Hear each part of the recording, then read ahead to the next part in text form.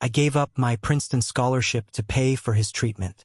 When he kept drinking, I realized he wasn't just sick. He was a liar, and those 30 days became my personal hell. Hi, my name is Ryan. I'm 28, and less than a month ago, I held a ticket to a completely different life in my hands. Now I'm sitting here in a smoke-filled rental apartment, feeling like I've been chewed up and spat out. This isn't one of those stories where you just sacrifice everything for family and become a hero. My story is about how I burned my own world to the ground for a man who just watched the fire consume me without batting an eye. It all started 4 weeks ago on a Monday. My mom, Emily, called. Her voice was dry and kept breaking. I knew instantly it wasn't a cold. Ryan, it's your father, David. The doctors say his heart is really bad. He needs complicated surgery and it costs. Well, you understand. Understand? I understood perfectly. My father, David, was a long-haul truck driver, a mountain of a man who seemed like he could survive anything except, maybe, a week without a cigarette or a beer. His heart was an engine he had deliberately filled with low-grade fuel for years. The doctors warned him. We all did. But David just waved us off. I know my body, kid. Don't teach your father. The amount my mom named was astronomical for us, almost $100,000. We had no insurance, no savings for emergencies like this.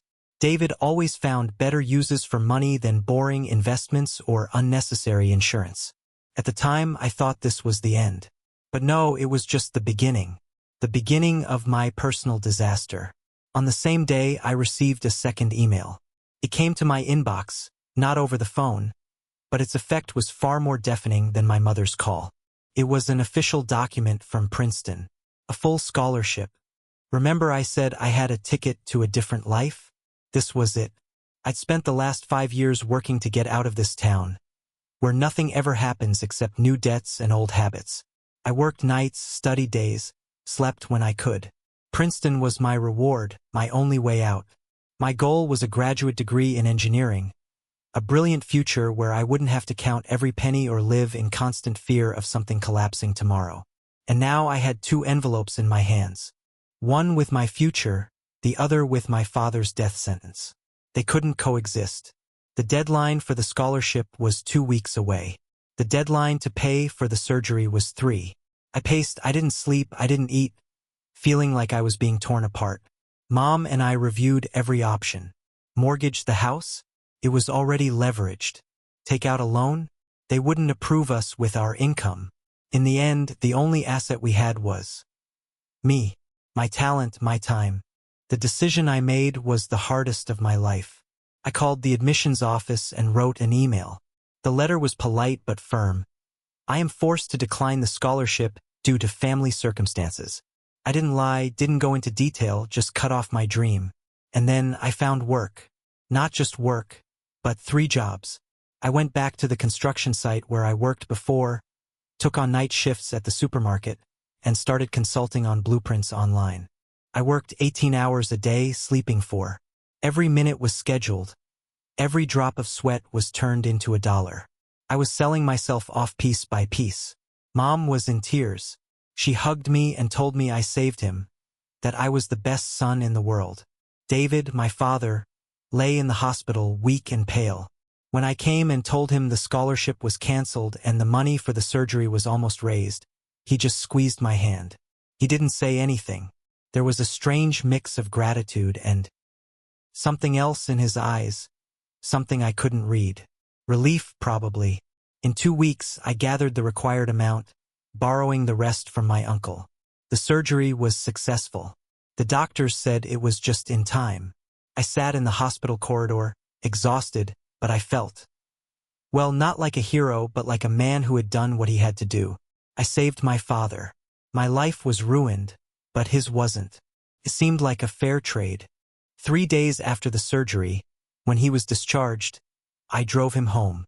He was weak, prescribed a strict diet, complete rest, and, of course, a categorical ban on cigarettes and alcohol. The doctor even said, David, this is your last chance. 1 more cigarette, 1 more drink, and your new heart won't handle it. I came home from the night shift about a week after he was discharged. Wednesday morning. I was dead tired. I still had to go to the construction site. I went into the kitchen to grab coffee. The kitchen was empty, but I smelled it. That acrid, familiar, disgusting smell that immediately pierced me to the core. At first, I didn't want to believe it. I thought it was my imagination, that the smell came from outside. But then I saw it. I walked into the living room. He was sitting in his old armchair, leaned back. In one hand, he had a cigarette, smoldering with a long column of ash. In the other, a half-empty glass with an amber liquid and ice. Whiskey. He looked at me, and there was no guilt in his eyes, only tired annoyance. In that moment, I was electrified. I had burned down my life so this man could continue to sit, smoke, and drink. He didn't appreciate it. He didn't appreciate me. I didn't scream. I just said, very quietly, almost a whisper, "What the hell are you doing?" He took a drag, let out a cloud of smoke that instantly filled the room, and said, "I didn't ask you to give up your Princeton, Ryan. That was your choice." That moment, that's my hook. Not the pain of his illness, but the icy, cynical indifference in his voice. I realized he wasn't just a patient, he was a con artist, and these next 3 weeks would be a war. He accused me of being dramatic while sipping the whiskey I bought. Now I watch his every move, counting the days until his next collapse, because I need to know, did I save a life, or just delay a lie? When David said those words, "That was your choice," it wasn't a casual comment. It was a perfectly aimed surgical strike. It stripped away all the nobility I had desperately tried to cling to over the past 2 weeks. The sheer indifference in his tone was what hurt the most. It wasn't a defense. It was a dismissal. He was pushing the responsibility for his life-saving surgery, and the subsequent ruin of mine, entirely onto me. I stood there, feeling the exhaustion of 3 jobs and 4 hours of sleep hit me all at once, multiplied by the adrenaline-fueled rage. My first instinct was to grab the glass and smash it against the wall, maybe smash the cigarette into his face. But I just couldn't. The doctors had been clear. Stress, shock, any sudden strain could take him out instantly. I was trapped by the very thing I had sacrificed everything for, his fragile, patched-up heart. "You're unbelievable," I managed, the words tasting like rust. "You're telling me that after all that? The surgery, the money, the chance? You're gonna kill yourself the minute you walk in the door?" He took another, slow sip of the amber liquid. He didn't even look at me. His gaze was fixed on the cheap television showing an early morning news program. "Don't be so dramatic, Ryan. It's one drink. A little stress relief. You're wound up tighter than a drum." He tapped the ash into a ceramic dish that wasn't supposed to be there. "And by the way, I bought this bottle before the hospital. Found it behind the workbench." A lie. I had thoroughly cleaned out that workbench the week before the surgery to look for any loose cash. He was lying. But the source of the whiskey didn't matter as much as the fact that he was consuming it, violating a medical mandate that was literally keeping him alive. I walked out. I couldn't trust myself to stay in the same room. I went to the kitchen and called Mom, who was already at her shift at the diner. I kept my voice low. "He's doing it, Mom. He's drinking and smoking." There was a long silence on the line, punctuated by the clatter of plates. Finally, she sighed, a sound that carried the weight of 20 years of dealing with David. "I know, sweetie. I found a butt in the yard yesterday. I took the keys to the car, hoping he couldn't get out, but I guess. Well, you know David. He always finds a way." "He always finds a way," I repeated flatly. That was the essence of our family life. David always found a way around responsibility, around rules, and around consequences. We were just the cleanup crew. I realized then that this wasn't about the money anymore, or even the lost scholarship. This was a deeper betrayal. He had implicitly accepted my sacrifice, my future, under the premise that he would live. He had essentially promised to value the life I paid for. And he broke that promise within 72 hours of getting home. For the next week, the second week of this brutal 30-day period, a cold, calculated detachment set in. I didn't stop working my 3 jobs. Couldn't. The debt to Uncle Sam was real, and the loss of the scholarship was final. I now had to work not just to pay off the debt, but to build the alternative future I'd destroyed. But now I worked with a new goal: surveillance. I started documenting everything, not in an emotional diary but in a factual log. I installed a cheap, motion-activated security app on an old tablet and hid it in the living room, ostensibly to check on his health while I was gone. I wanted evidence, not to show a judge, but to confirm my sanity. I needed to know, without a doubt, that I hadn't imagined his callousness. Day 8. The log showed him limping to the back porch at 10 a.m. A quick flash of white, a cigarette, and a 5-minute smoke break. Heart rate seemed stable on the monitor I'd placed on his nightstand, but the data was shaky. Day 10. Video clip at 4:30 p.m. He opened a compartment in the clock radio. I never knew he had that, and pulled out a miniature bottle, a nip, of bourbon. Gone in 2 gulps. He then meticulously cleaned the area and put the clock back. He was hiding it from Mom. I never confronted him with the evidence. Felt futile. He'd just lie, or worse, use his weak heart as a shield against my anger, triggering a crisis that would put us back at square one. My job now was to observe the slow-motion self-sabotage I had paid $100,000 to enable. The emotional tension at home was suffocating. We spoke only in clipped sentences. Did you take your pills? Yes. Do you need anything? No. He would look at me with that same tired annoyance, as if my mere presence, the person who saved his life, was the biggest drain on his peace. One evening, I found him looking through a catalog for a new fishing boat. He was supposed to be resting, recovering. A boat, David? I asked, leaning against the doorframe. Where are you getting the money for that? He didn't flinch. Oh, I got a settlement from that old shoulder injury. Finally came through. Been sitting on it. Thought I'd treat myself. You got a settlement, I repeated, slow and deliberate. And you kept that a secret while we were trying to figure out how to pay for your life-saving surgery? He sighed, folding the catalog shut. The familiar, dismissive look slid over his face. It wasn't enough, Ryan. It was barely 15 grand. What good was that going to do against 100? Don't look at me like that. I had to keep something back for myself, didn't I? For after. I figured you would handle the big one. He didn't just passively accept my sacrifice. He expected it. He had a safety net, a minor one but still his own money, that he intentionally withheld, knowing I would step up. He had calculated the odds, decided my future was a better asset to spend than his own small fund, and watched me do the painful work. The realization was a punch to the gut, colder and more devastating than finding the whiskey. It wasn't just a lapse in judgment or a lack of self-control. It was a conscious, calculated act of emotional and financial manipulation. I looked at him, sitting there, healthy enough to plan for fishing trips. Because of me. My stomach turned. I started thinking about the Princeton deadline. It had passed a week ago. No going back.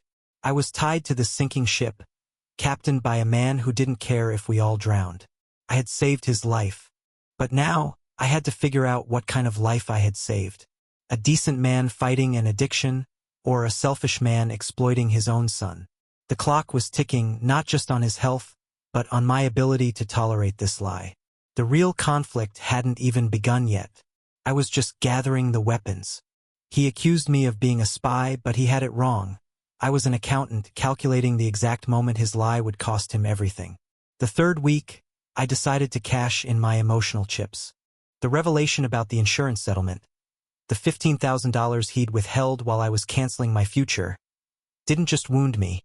It forged me into something hard and unforgiving. The second week had been about observation. The third week became about confrontation. I was no longer interested in subtly managing his decline. I wanted him to face the cost of his choices, and I wanted him to do it while looking me straight in the eye. The pressure cooker that was our apartment was almost at its boiling point.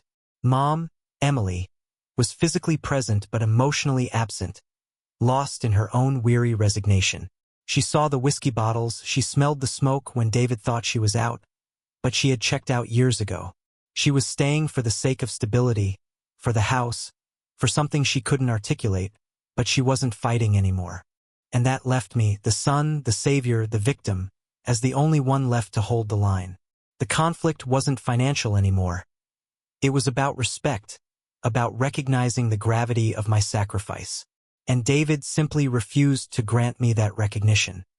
He was treating the whole situation, my 3 exhausting jobs, the debt, the lost life in Princeton, as an annoying inconvenience, like a loud neighbor he couldn't get rid of. I decided to start the war on day 18. I came back from my shift at the construction site, skipped the shower, and went straight to the living room where he was watching a baseball game. The scent of stale smoke was thick in the air. I didn't open with an accusation. I opened with a cold, hard fact. The interest payment on the loan from Uncle Sam is due next Friday, I said, my voice low and controlled, completely devoid of emotion. It's $580. I don't have it. He didn't take his eyes off the screen. Well, you're working, aren't you? Figure it out. I have been figuring it out, I countered, stepping closer. For the last 3 weeks, I've worked over 200 hours. I paid the medical bills and the initial lump sum to Uncle Sam. Now the interest is due and my paychecks are gone. I dropped my hard hat on the coffee table. It made a loud thump that finally drew his attention. He squinted at me, annoyed. What are you trying to say, Ryan? That you need a handout? No, I said, letting the silence hang. I'm saying you have $15,000 sitting in a settlement account that you intentionally hid while I was signing away my education. That money was meant for your recovery, your stability. Since you've clearly decided to ignore the stability, you can use it for the interest. His face hardened instantly. The laid-back exhaustion disappeared, replaced by the familiar look of cornered, aggressive defensiveness. You've been snooping around my finances, now? What, are you my jailer? You think because you paid that big bill, you get to control my life? That money is mine. It was ours, I shot back. It was family money that could have paid a chunk of the bill and prevented me from digging this hole. You chose to protect your savings and use my life as collateral. And now, you're using the life I paid for to sit here and slowly commit suicide with cheap whiskey. I pointed at the faint ring of moisture on the side table. I see the drink, David. I smell the smoke. I have the video logs of you sneaking around like a teenager. The doctor said this was your last chance. What part of last chance don't you understand? That I risked my future for a chance you clearly don't even respect? He surged forward in his seat, his face turning a dangerous red. He was breathing heavily, his hands gripping the arms of the chair. The heart monitor, resting on a nearby table, started to beep slightly faster. You listen to me, you ungrateful little bastard. He hissed, his voice trembling with genuine rage. I told you. I never asked you to quit school. That was your decision. If you want to play the hero, then wear the cape. But don't come in here treating me like a sick dog you have to keep on a leash. You think you're better than me now because you got into some fancy school? You always wanted to run away from this family, and this was your excuse. The accusation cut deep because it contained a sliver of twisted truth. Yes, I had wanted to escape, but I had refused the escape for him. You are absolutely right, I said, stepping back slightly, controlling my voice as the beeping from the monitor accelerated further. This was the moment of danger. The life I saved could end right here, in a moment of stupid anger. I had to choose my words carefully. It was my choice, and because of my choice, you are alive. Now, you get to make a choice. You can keep playing the victim and the martyr, or you can pay the debt that your negligence created. The $580, David. Next Friday, or I tell Mom everything. Every cigarette, every hidden bottle, the whole $15,000 secret. I had thrown down the gauntlet. His breathing was ragged, shallow. He looked ready to physically attack me, which was insane given his recent surgery. His eyes were wide with fury and panic. You wouldn't dare, he gasped, clutching his chest. A conscious or subconscious move to manipulate me, I couldn't tell. Try me, I said, utterly cold. I have nothing left to lose, thanks to you. I'm already living your life. You're gonna start paying for it. I want that $580 in cash on Thursday. Consider it a deposit on the debt you owe me, the one that has 3 years of my life attached to it. I turned and walked away, the rising tempo of the heart monitor filling the tense silence behind me. I didn't look back. I knew he was watching me, maybe calculating whether to call my bluff or just drop dead to spite me. The emotional pressure I had created was immense. I had forced the issue. I had created a direct, high-stakes conflict where his life was leveraged against his selfishness. I showered quickly, the hot water doing nothing to wash away the adrenaline. I had won the battle for the money, but I had lost the war for my father. I was now his warden, his blackmailer. And the terrifying realization was that my ultimate threat, telling Mom everything, was only a threat to him. It was the only lever I had left, and it was powered by the very instability I was trying to contain. The question wasn't if he would pay, but what he would do next to regain control. I knew David. He wouldn't just surrender. I had drawn blood, and now I had to prepare for the counterattack. The worst was yet to come. I thought I was blackmailing a liar, but the truth I discovered on day 25 was far worse.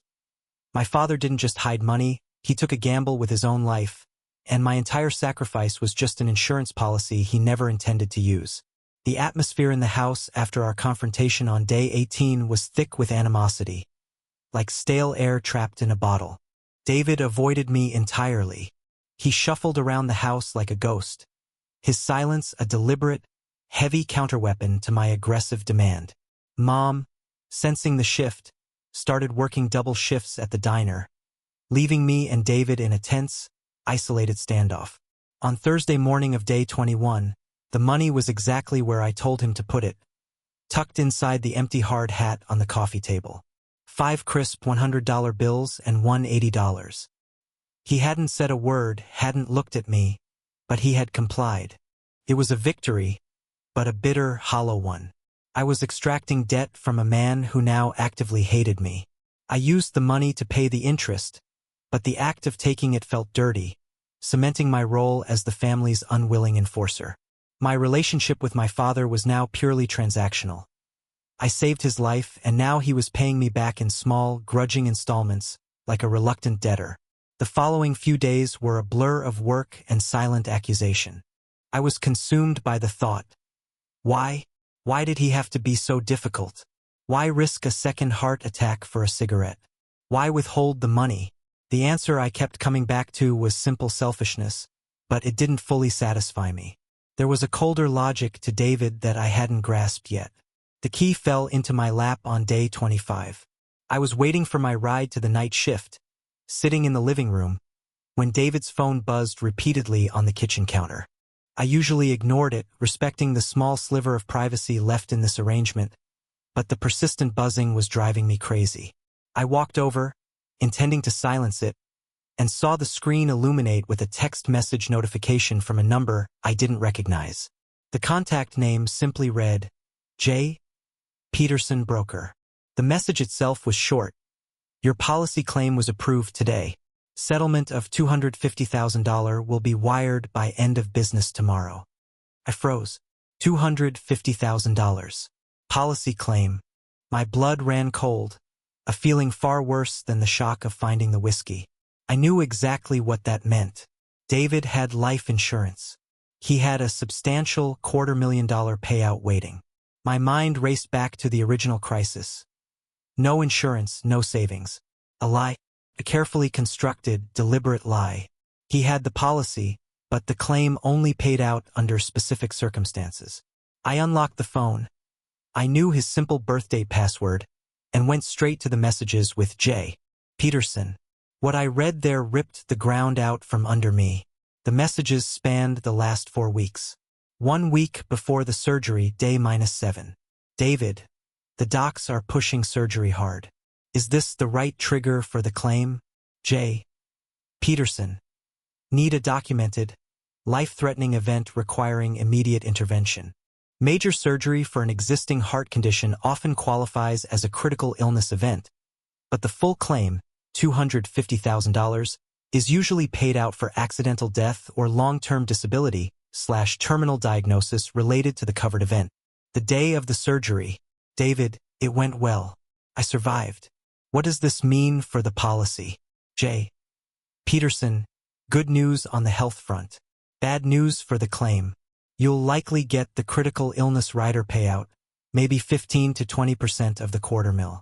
The rest is only payable upon total disability or death, according to the terms. The day after he got home, David, if I have a relapse and die soon, does the claim go to 100%? J. Peterson, yes. Any death directly linked to the covered cardiac event triggers the full death benefit. Why are you asking, David? David, just curious about the terms. Thanks. I dropped the phone on the counter as if it had burned me. The $250,000 realization hit me with the force of a physical blow. The $15,000 settlement wasn't the big secret. This was. David didn't just withhold money. He was gambling with his own life. He hadn't rushed into surgery because he wanted to live. He did it to trigger the critical illness payout, a guaranteed 20% chunk of the policy. And he had allowed, even expected, me to step in with the rest of the funds to ensure the first surgery was successful, guaranteeing the initial smaller payout. But the full $250,000? That payout was reserved for his death or permanent disability. The terrifying implication: he wasn't just carelessly smoking and drinking. He was pushing the limits, dancing with the very edge of the abyss, potentially trying to trigger a second event. A fatal one, to ensure Mom, and maybe by extension himself through some complicated will, received the full $250,000. He needed the initial surgery to stay alive long enough to access the smaller claim, and to establish the covered cardiac event that would validate the final death claim. My sacrifice, the Princeton scholarship, the debt, the 18-hour days, was not a heroic act of salvation. It was merely the cost of his insurance premium, paid in full by his son's future. I was the fool who funded the first successful step in his desperate, selfish scheme.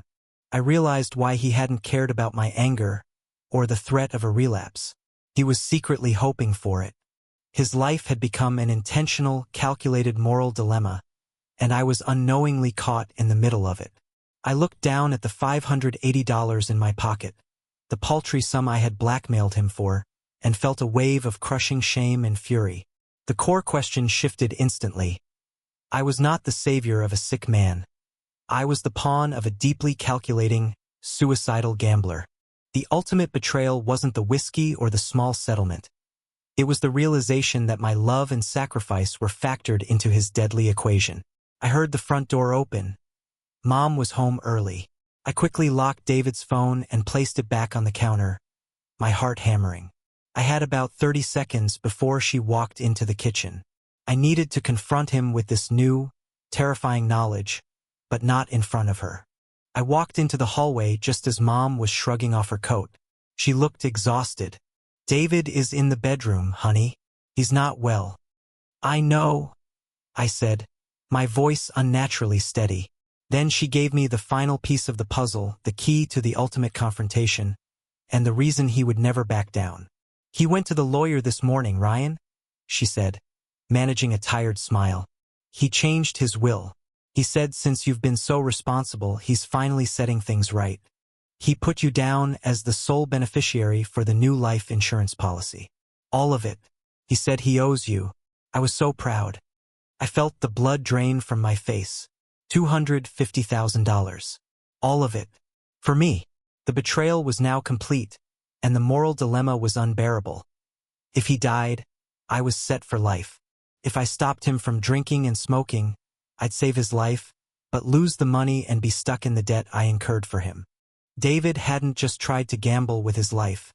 He had made my financial security conditional on his demise. He was trying to buy back my future with his death. I had to face him now. The final confrontation had arrived. He stared at me, daring me to choose between his life and my future. In the final, devastating moment, I realized the $250,000 was the ultimate proof of his failure, and my only way out was to refuse the deal.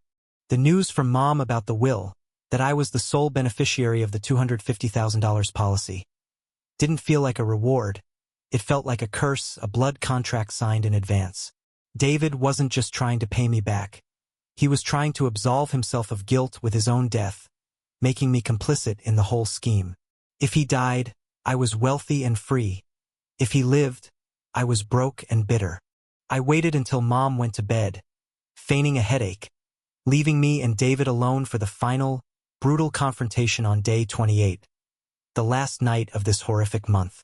I found him in the garage, the only place he felt safe to indulge. The smell of oil, stale beer, and thick cigarette smoke was suffocating. He was sitting on an overturned bucket, holding a can of cheap light beer. I didn't lead with anger. I led with the facts on the phone. The broker texted you, David. J. Peterson. $250,000 policy claim. Approved today. Depositing tomorrow. But it's only the small percentage payout, isn't it? The rest pays out upon death. He didn't flinch. He took a long, slow drag from his cigarette, watching the smoke curl up into the dim overhead light. He knew the surveillance was over. I had all the evidence I needed. So you found out, he said, his voice flat. He didn't deny it. I knew you'd snoop eventually. You're too smart to stay blind. You let me cancel Princeton, sink into debt, and work myself to death to pay for the one thing you needed, to establish the claim. I stated, my voice shaking with a cold, controlled fury. You gambled with your life, and you used my future as your personal loan security. You wanted a death claim, didn't you? That's why you're still sitting here drinking. You want the full payout. And now you've put it all in my name. He finally looked at me, and his eyes, reddened, tired but oddly clear, held a depth of self-hatred I had never seen before. I didn't want you to be stuck here like me, he confessed, the words quiet, barely a rasp. I saw what I did to your mother, the way I wasted everything. I thought I could fix it. If I died now, you'd be free. You'd have the money you needed to go back to that fancy school, to get the life I destroyed. It's the only good thing I could leave you. This was the moral dilemma, the core of the conflict. Was this his final, twisted act of fatherhood, or the ultimate act of selfishness? He wasn't just killing himself. He was offering me a financial incentive to let him. And what about Mom? I demanded. You cut her out of the will? You expect me to take $250,000, bought with your life and my sacrifice, and then tell her that I'm rich and she's left with nothing but the debt you left behind? She doesn't need it, he spat, suddenly angry again. She's got her pension, her job. She doesn't need to escape. You do. You're the one who threw away the golden ticket for me. I'm just giving it back. He lifted the can of beer and took a defiant sip. You want the money, Ryan? Fine. Let me do what I want. Just step back. Let me finish what I started. You don't have to pay my debt anymore. This was the ultimate choice. A life of financial struggle and bitterness, or the sudden, absolute freedom bought with his life. I could walk away, let him die in the next few weeks, and claim the money. No one would ever know. I would be free. I stared at the can of beer in his hand, at the smoke curling from his lips, at the weak, beating heart under his shirt, the heart I paid for. And in that moment, the rage vanished, replaced by a profound, desolate clarity. I didn't hate him. I pitied him. He was a failure who saw death as his only valuable asset, the only way he could ever be useful to his son. Taking the money would mean accepting his verdict, that his life was worthless, and that my freedom was dependent on his destruction. It meant accepting his poison. I reached out, but I didn't grab the beer. I grabbed the cigarette from his fingers. He looked stunned. No, I said, my voice heavy and final. I crushed the cigarette under my boot. You don't get to buy your way out, David. You don't get to take the easy way and turn me into the son who got rich off his father's death. I stepped closer, meeting his gaze. I'm not taking the money. Not a cent. That $250,000 policy, the one you put my name on. I'm signing the entire thing over to Mom first thing tomorrow. She deserves the freedom you tried to deny her, the stability you refused to give her for 20 years. His jaw dropped. He looked utterly defeated, his last escape route blocked. You're an idiot, Ryan, he whispered, a sound of pure bewilderment. You'll be stuck here, in debt, for years. Maybe, I conceded, but I won't be rich because of your death. I saved your life once, and I paid for it with my future. I'm not paying for it a second time with my soul. I walked out of the garage, leaving him sitting on the bucket, clutching the cheap beer, the silence around him suddenly vast and empty. The next morning, day 29, I drove David and Mom to the lawyer's office. I didn't tell Mom about the policy, not yet. I just told David, in front of the lawyer, that I was waiving my rights as the beneficiary and transferring the entire $250,000 policy to Emily, my mother. I signed the forms, never looking at my father. David didn't argue. He just sat there, small and gray, watching his final grand gesture of redemption crumble into a decent retirement fund for his wife. The month ended. I was still broke, still working 3 jobs, still in debt to Uncle Sam. Princeton was gone. David was still alive, confined to the house, but now without his policy to gamble with, without the hope of his glorious, self-sacrificing death. He stopped drinking that day. He didn't stop because he suddenly wanted to live, but because his grand plan to die had been foiled by my refusal to take the payoff. I saved his life, but I destroyed his way out. I don't know what happens next. The house is quiet now. Sometimes, David looks at me with that same cold annoyance, but beneath it, I see a flicker of fear. He's stuck, forced to face the consequence he fought so hard to avoid. Living. And I'm stuck, rebuilding a future that should have been handed to me, but that I refused to buy with the price of a man's life. Was I the hero for saving his life, or the fool for walking away from the money that would have freed me? I still don't know. All I know is that I chose the messy, honest debt over the clean, blood-stained payout. And sometimes, living with the consequences is the hardest thing of all.